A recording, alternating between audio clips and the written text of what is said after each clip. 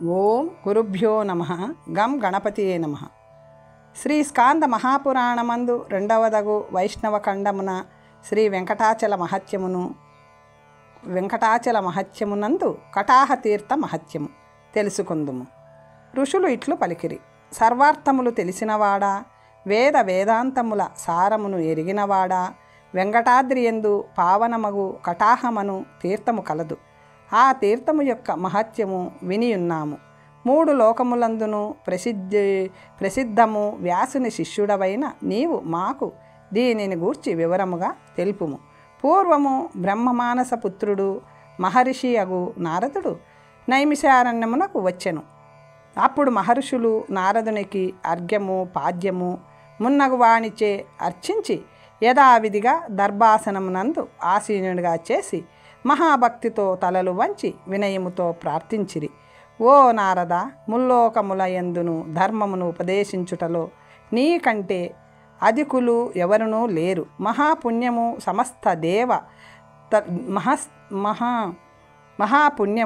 సమస్త దేవతలు అర్చించున్నది, వైకుంఠము నుండి వచ్చినది, దివ్యమైనది, సిద్ధులు గంధర్వులచే పూజింపబడినది. వెంకటాద్రిపై గల కటాహతీర్థమును గూర్చి వనములో నివసించు మాకు తెలియజెప్పుము. నారదుడు ఇట్లు చెప్పెను: సౌనకాది మహామునులారా, వినుడు. కటాహతీర్థము యొక్క మహత్తును ముల్లోకములలో ఎవరు తెలుసుకొనగలరు? మహాదేవుడు మాత్రమే ఆ తీర్థము యొక్క వైభవమును తెలుసుకొనగలడు. పుణ్యమును ప్రసాదింపగల తీర్థములు ఈ బ్రహ్మాండములో ఎన్నో కలవు. ఆ గంగాది తీర్థములన్నీయు తమ పాపములను పోగొట్టుకొనుటకు కటాహతీర్థమునే సేవించుచున్నవి. బ్రాహ్మణులు, క్షత్రియులు, వైశ్యులు, శూద్రులు, ఇతర జాతుల వారు ఈ తీర్థమునందలి జలమును తాకుచున్నారని, ఆ తీర్థపు నీటిని త్రాగని మానవుడు చండాలునిగా పుట్టి కుంభీపాక నరకమందు పడి తీరును. బ్రహ్మచారి కానీ, గృహస్థుడు కానీ, వానప్రస్థుడు కానీ, యతీశ్వరుడు కానీ ఈ తీర్థమును సేవించి పరమపదమును పొందుచున్నారు. శత్రువులయందు, స్మృతులయందు, పురాణములయందు ఆ తీర్థము యొక్క ప్రశంస కలదు. పంచమహాపాతకములను నాశనము చేయు ఆ తీర్థము యొక్క ప్రభావము అనేక విధములుగా వర్ణితమైనది. అన్ని లోకములను పవిత్రము చేయు ఈ తీర్థమును గూర్చి అద్భుతముగా వర్ణితమైనది. 10,000 బ్రహ్మహత్యలు, సురాపానములు, గురుతల్ప గమనము, దొంగతనములు, 1,000,000 సంసర్గ దోషములు ఈ తీర్థ సేవనము వలన వెంటనే నశించును. నిష్కృతి లేనటువంటి ఈ వివిధ పాపములు అన్నియు ఈ తీర్థస్నానము వలన నశించును. ఈ తీర్థము మహాపుణ్యప్రదము. భగవంతుని పాదముల నుండి జాలువారినది. కుష్టు మున్నగు రోగములతో కూడియున్నచో ప్రతిదినము ఈ తీర్థము యొక్క నీటిని త్రాగవలెను. కటాహతీర్థము యొక్క మహిమపై శ్రద్ధ చూపని వారికి నరకము ప్రాప్తమగును. అతడు రోగములు అన్నీయు పోయి విష్ణులోకమును పొందును. ఒకసారి శివుడు పార్వతికి ఏకాంతమున ఈ తీర్థము యొక్క వైభవమును తెలిపెను. పైన చెప్పిన వాటి గురించి ఎన్నడూనూ సందేహము కలిగి ఉండరాదు. ఇది కేవలము అర్థవాదమని ఎప్పుడునూ అనకూడదు. అట్లన్న నాస్తికుల నాలుక కొనపై యమకింకరులు కాల్చిన గొడ్డలిని ఉంచుదురు. కనుక కటాహతీర్థమును ప్రయత్నించి అయినను సేవింపవలెను. అన్ని దుఃఖములను అణుచున్నది, మోక్షమును ఇచ్చున్నది అగు ఈ తీర్థ జలము తాగినచో అన్ని కోరికలు తీరును అని మహానుభావుడగు నారదుడు మాకు ఈ విషయమును తెలిపి 3 లోకములను పావనము చేయు కాశీకి వెళ్ళెను. కానీ నారదుడు నైమిషమునందు ఈ తీర్థ వైభవమును సంక్షిప్తముగా తెలిపెను. ఆ విషయమును మాపై దయ ఉంచి విస్తరముగా తెలుసుకొనుము. కటాహతీర్థము యొక్క నీటిని తాగు క్రమమున నైమిషారణ్యమునందు నివసించు ఓ తపోధనులారా, కటాహతీర్థము యొక్క వైభవమును వినుడు. ఈ కటాహతీర్థము అన్ని లోకములయందు ప్రసిద్ధి పొందినది.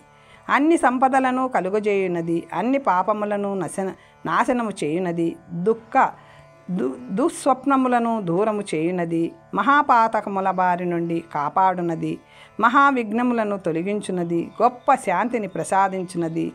తలచినంతనే మానవుల పాపములను నాశనము చేయునది అగు ఈ తీర్థము యొక్క నీటిని అష్టాక్షర మంత్రమును పఠించుచు త్రాగవలేను. లేనిచో కేశవాది 24 నామములను స్మరించుచు త్రాగవలేను. కనీసము కేశవాది 3 నామములతో అయినను శుభప్రదమగు నీటిని త్రాగవలేను.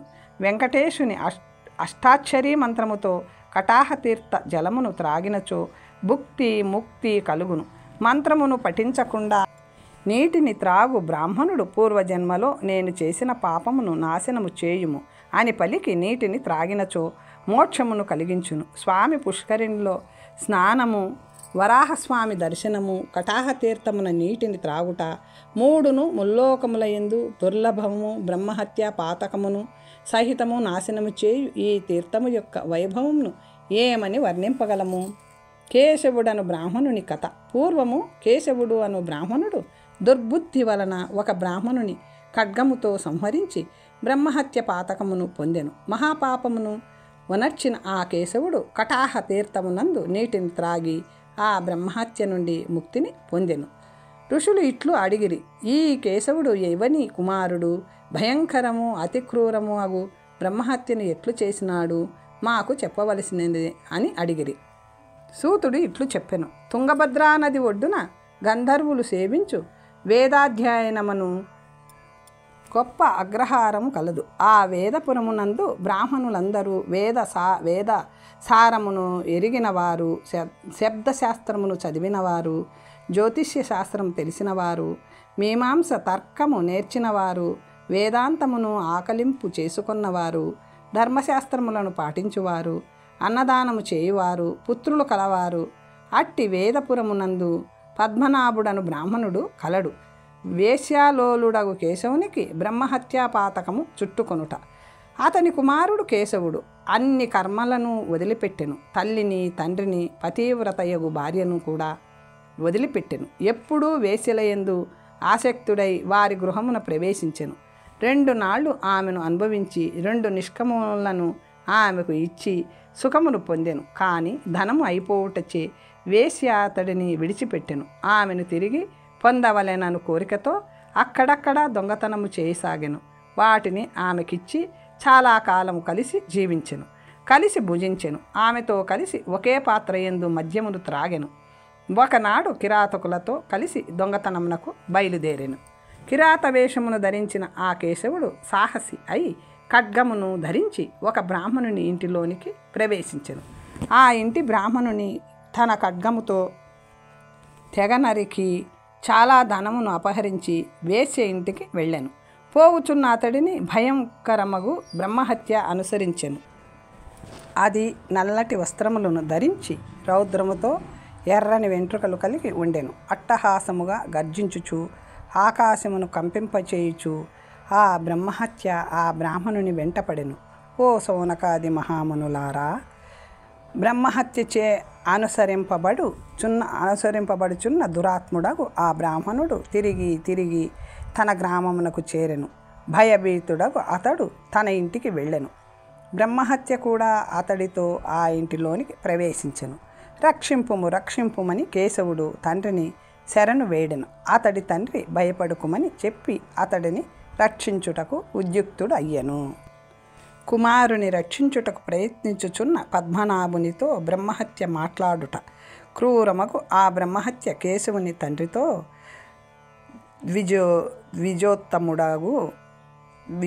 ద్విజోత్తముడవగు ఓ పద్మనాభ, నీవితనిని రక్షింపకుము.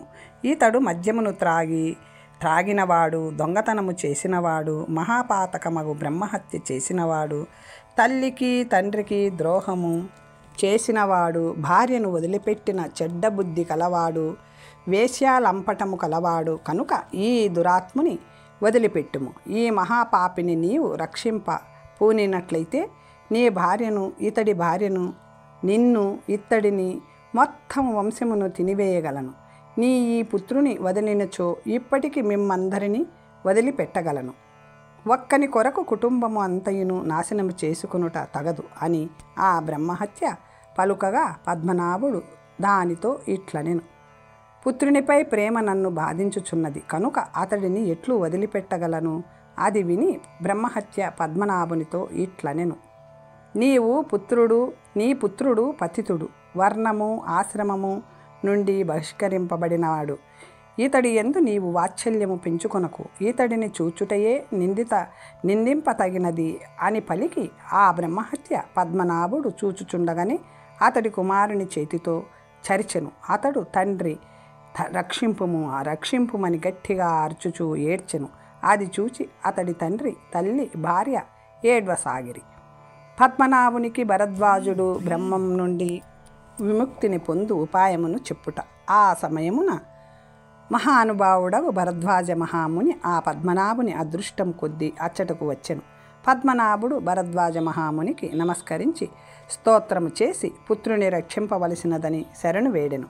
మహానుభావుడగు ఓ భరద్వాజుడా, నీవు సాక్షాత్ విష్ణువు యొక్క అంశ కలవాడవు. నీ దర్శనము పాపాత్ములకు ఎప్పుడునూ కలుగదు. నా ఈ పుత్రుడు బ్రహ్మహత్య, సురాపానము, దొంగతనము చేసినాడు. ఇతడిని చంపుటకు బ్రహ్మహత్య వెంటపడినది.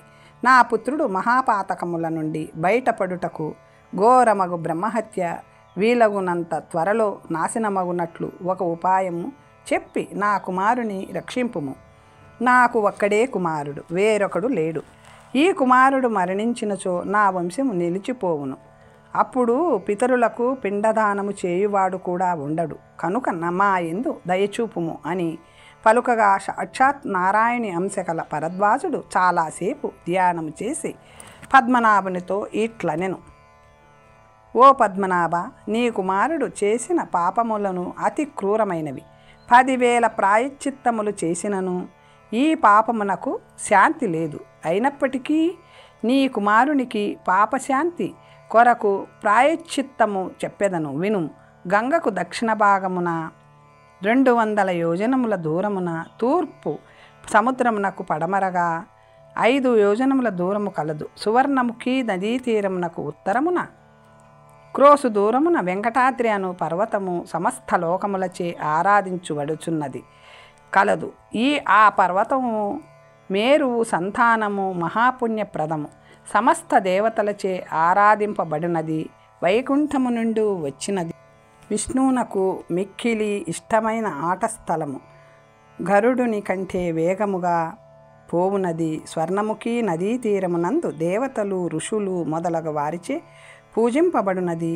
ఆ వెంకటాద్రి యందు విష్ణుమూర్తి స్వయముగా లక్ష్మీదేవి, భూదేవి, నీలాదేవులతో వచ్చి ఉండెను. ఆ వెంకటేశుడు మోక్షమును ఇచ్చువాడు. ఆ వెంకటేశుని ఆలయమునకు ఉత్తరమునందు మంగళప్రదమగు కటాహ తీర్థము కలదు. ఆ తీర్థము బ్రహ్మహత్య మున్నగు పాపములను హరించును, కోరిన అర్థములను తీర్చున్నది. ఆ తీర్థమునకు పోయి నీవు నీ కుమారునితో కలిసి ఆ తీర్థజలమును త్రాగుము అని భరద్వాజుడు వేద సమ్మతమగు మాటలను చెప్పగా ఆ పద్మనాభుడు భరద్వాజునికి తల వంచి నమస్కారం చేసి వెంకటాద్రికి వెళ్ళెను. భరద్వాజుడు చెప్పిన విధముగా కేశవుడు కటాహ తీర్థమున నీటిని త్రాగుట చేత బ్రహ్మహత్య నుండి విముక్తిని పొందుట. ఆ వెంకటాద్రికి వెళ్ళి స్వామి పుష్కరిణి యందు ఆ బ్రాహ్మణుడు కుమారునితో కలిసి నియమపూర్వకముగా స్నానము చేసెను. వరాహస్వామికి నమస్కరించి శ్రీనివాసుని ఆలయమునకు వెళ్ళెను. అచ్చట ప్రదక్షిణము చేసి విమానమునకు నమస్కరించెను. తరువాత ఆ పద్మనాభుడు తన కుమారుడకు కేశవునితో బ్రహ్మహత్యను నాశనము చేయు కటాహ తీర్థమునకు వెళ్ళి ఆ తీర్థ జలమును త్రాగెను. అప్పుడు ఆ బ్రహ్మహత్య శీఘ్రముగా మాయమయ్యెను. పిమ్మట ఆ బ్రాహ్మణుడు దయా సముద్రుడగు స్వామి వద్దకు కుమారునితో వచ్చి స్వామిని దర్శించెను. అప్పుడు స్వామివారు ఎదుట ప్రత్యక్షమయ్యెను. వారు కటాహ తీర్థ జలమును పానము చేయుటచే మిక్కిలి సంతసించి ఇట్లనెను. బ్రహ్మహత్య నుండి బయటపడిన కుమారునితో వచ్చిన పద్మనాభునితో స్వామి ఇట్లు పలికెను.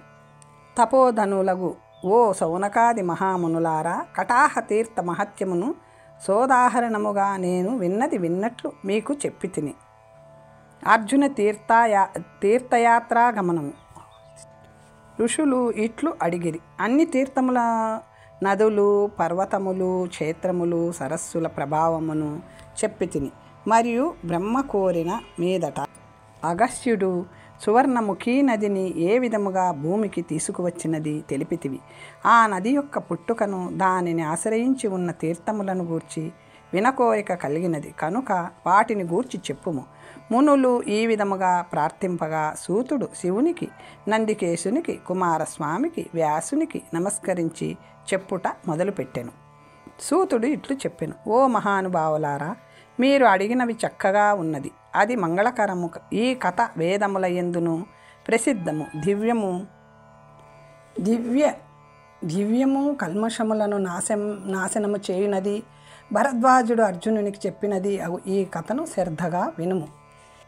ద్రుపదుని నుండి ద్రౌపదిని భార్యగా పొందిన పిమ్మట పాండవులు ధృతరాష్ట్రుని ఆదేశముపై హస్తినాపురమునకు వెళ్ళిరి. భీష్ముడు, ధృతరాష్ట్రుడు వారిని ఆదరించిరి. దుర్యోధనునితో కలిసి వారు ఆ విధముగా 5 సంవత్సరములు జీవించిరి. పిమ్మట భీష్ముడు మొదలైన వారు ఉపదేశించగా కురు వృద్ధులు కృష్ణుడిని కూడి ఉండగా పాండురాజు పుత్రులకు వారి సేవలచే మిక్కిలి సంతోషించి ధృతరాష్ట్రుడు ఖాండవ ప్రస్థములతో కూడిన అర్ధరాజ్యమును ఇచ్చెను. పిమ్మట పాండవులు, ధృతరాష్ట్రుడు మొదలైన కురువంశీయులు అనుమతిని తీసుకొని కృష్ణునితో కలిసి ఖాండవ ప్రస్థమునకు వెళ్ళిరి. అచ్చట విశ్వకర్మ ఇంద్రప్రస్థమును నిర్మించగా అచ్చట నివసించు ధర్మరాజుడు తమ్ములతో కలిసి పరిపాలింపసాగెను.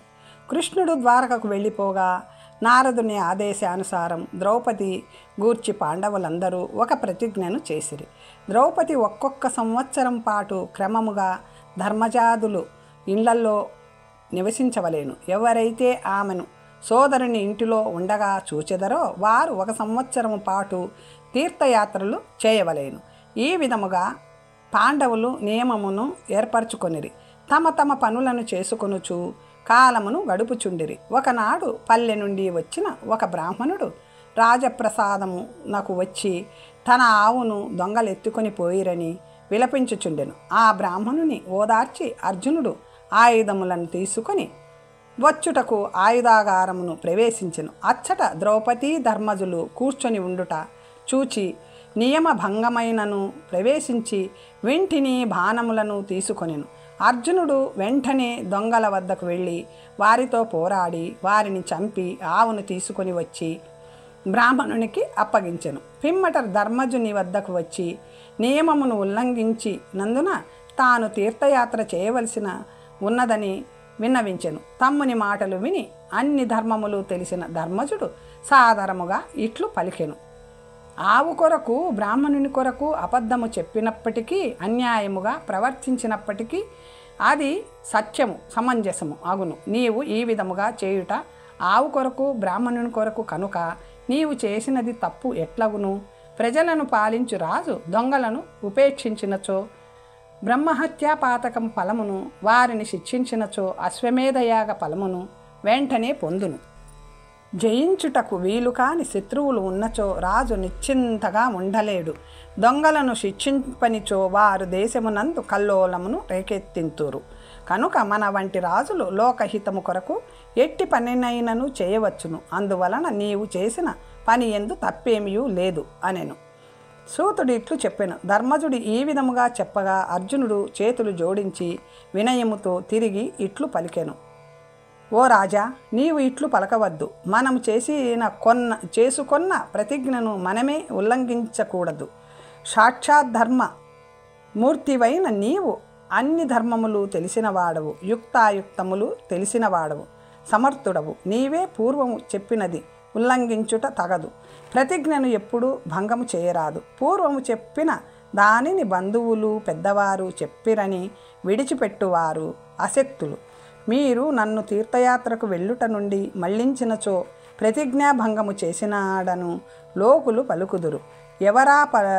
ఎవరు ఆపగలరు? నాకు కూడా తీర్థయాత్రలు చేయవలెనని కుతూహలం కలదు. కనుక ఓ రాజా, నారదునిచే ఆదేశింపబడిన దానిని మనము తప్పక పాటింపవలేను. కనుక ఓ మహారాజా, తీర్థయాత్రలకు వెళ్ళుటకు అనుజ్ఞ నిమ్ము.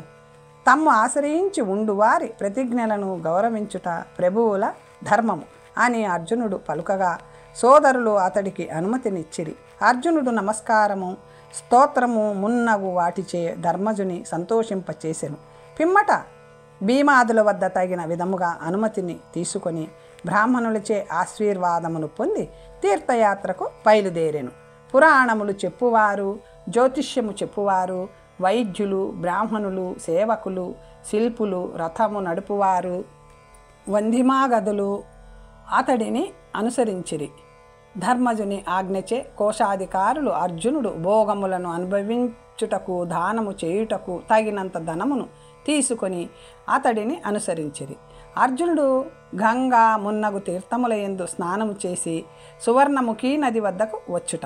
అర్జునుడు మొదటగా గంగానదిని చేరెను. గంగా ద్వారమును ప్రయాగను దర్శించి కాశీకి చేరెను. గంగానది ఒడ్డున ఉన్న తీర్థములను సేవించుచు పెద్ద కెరటములతో కూడిన తూర్పు సముద్రము చేరెను. మహానదిని ప్రసిద్ధమగు పురుషోత్తమ క్షేత్రమును సింహాచలమును దర్శించి కృతకృత్యుత్వమును పొందెను.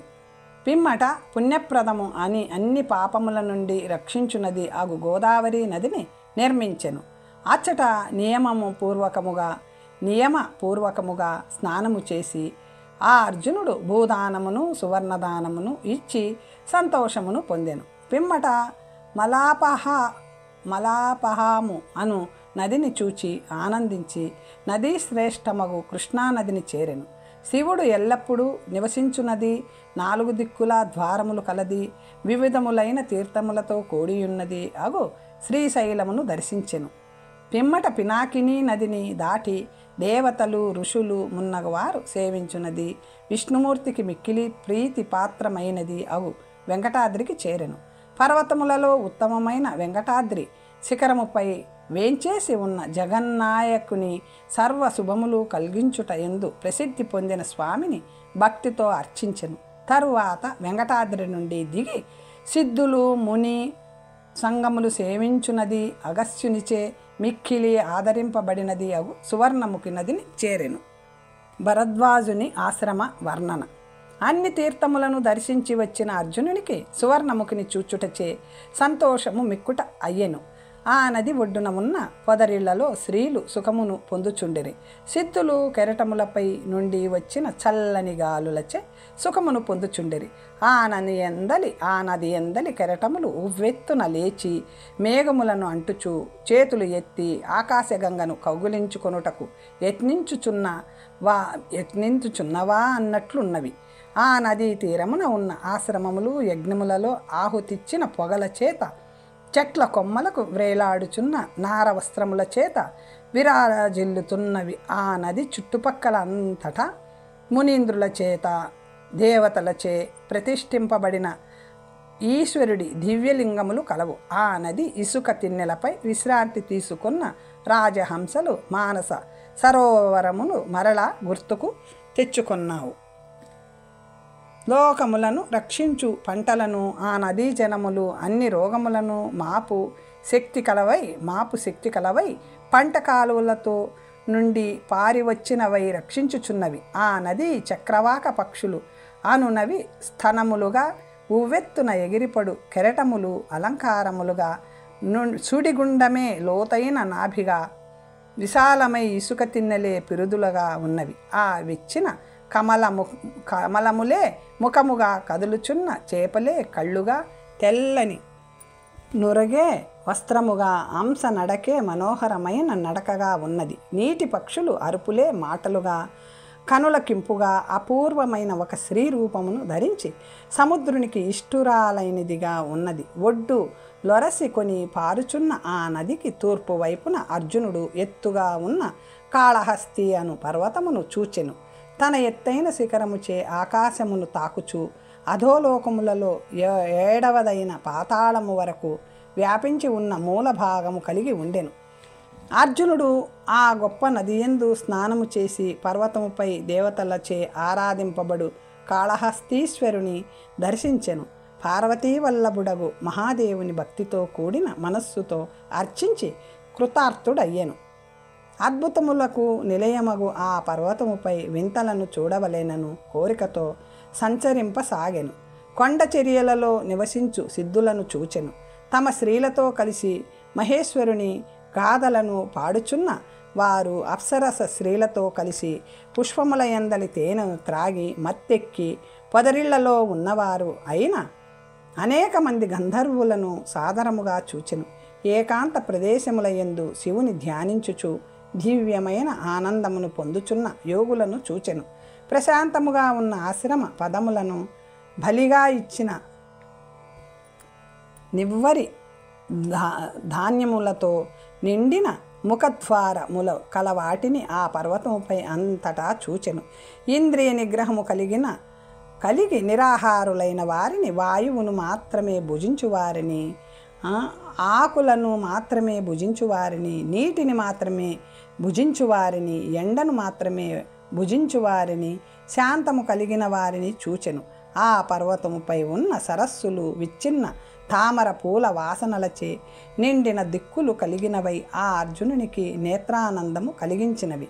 వేటకు బయలుదేరి ఎక్కుపెట్టిన విల్లంబులు కలిగిన వేటగాండ్రను చూచెను. అర్జునుడు సువర్ణముఖీ నదీ తీరమునందున్న భరద్వాజుని ఆశ్రమమునకు వెళ్ళుట, తమ స్త్రీలతో కలిసి జంతువులను వెతుకుచున్న వేటగాండ్రను చూచెను. తరువాత మనోహరమగు ఆ కొండ యొక్క దక్షిణ భాగమున సంచరించుచు అర్జునుడు పుణ్యప్రదమగు భరద్వాజుని ఆశ్రమమును చూచెను. ఆ ఆశ్రమము అరటి, కొబ్బరి, మామిడి, రేగు, సంపంగె, గంధపు చెట్లతో నిండి ఉండెను. తక్కోలము, అశోకము, గిరిక, తాడి, గేదంగి, దానిమ్మ, నేరేడు, కడిమి, చిల్లగింజ, తుమ్మ, మద్ది, కలిగొట్టు చెట్లు ఉన్నవి. పొన్న, పున్నాగ, తెల్లతెగడ, దేవదారు, కానుగ, లవంగ, మాదీఫలము, లవలి, ప్రేకరణము, బొగ్గు, ప్రేంకణము, బొట్టుగు చెట్లు కలవు. తాండ్ర, మారేడు, రావి, ఇప్ప, బూరుగ, పొగడ, పోక, మరువము, నారింజ, వేప,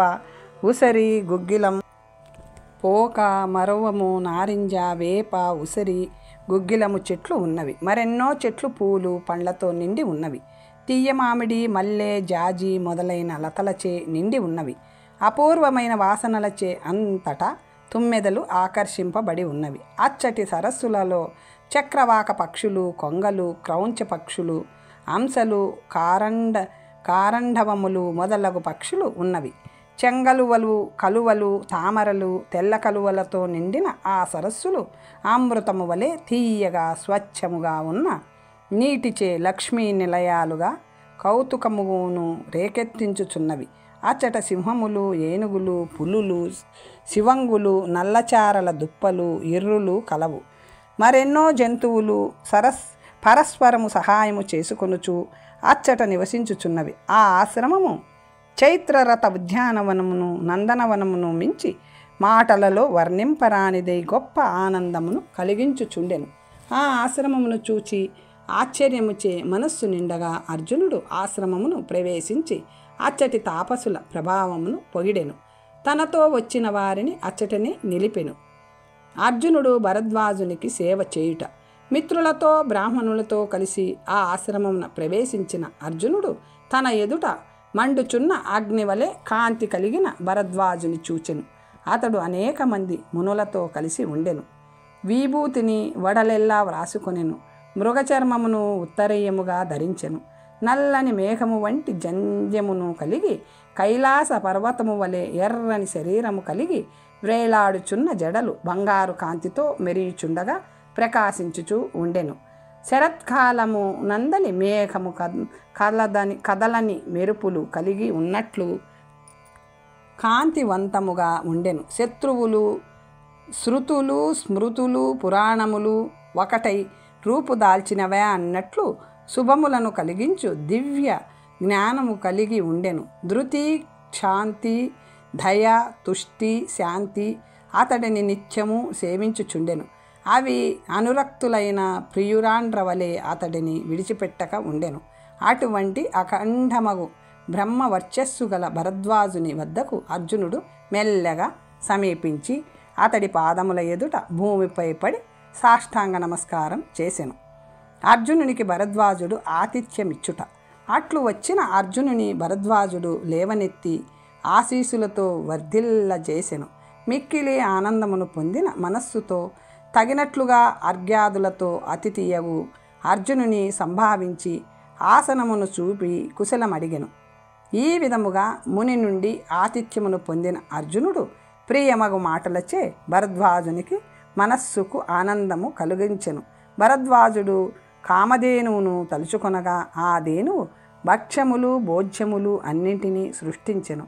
తన అనుచరులతో కలిసి వాటిని భుజించి అర్జునుడు మిగిలిన పగటి కాలమును కథలు వినుచూ గడిపెను. పిమ్మట సాయంకాల సంధ్యను ఉపాసించి అగ్నిలో అవిస్సులు వ్రేల్చెను. బ్రాహ్మణులతో అమాత్యులతో కలిసి కుటీరములకు వెళ్ళెను. అచ్చట ముని ఆశీస్సులచే అభినందింపగా మిక్కిలి ఆనందించి సువర్ణముఖి నదిపై నుండి వచ్చు చల్లని వాయువులచే సుఖమును పొందెను. ఈ నది భూమిపైకి ఎవరిచే తీసుకురాబడినది, ఏ కొండ వద్ద దీనికి అధిక ప్రభావము అని ఆ నది యొక్క వైభవమును గూర్చి భరద్వాజుని ప్రశ్నించి వినుటకు సంసిద్ధుడుగా ఉండెను. శ్రీ స్కాంద మహాపురాణమునందు 2వదగు వైష్ణవ ఖండమందు శ్రీ వెంకటాచల మహత్యమును తరువాత భాగంలో తెలుసుకుందాం. ఓం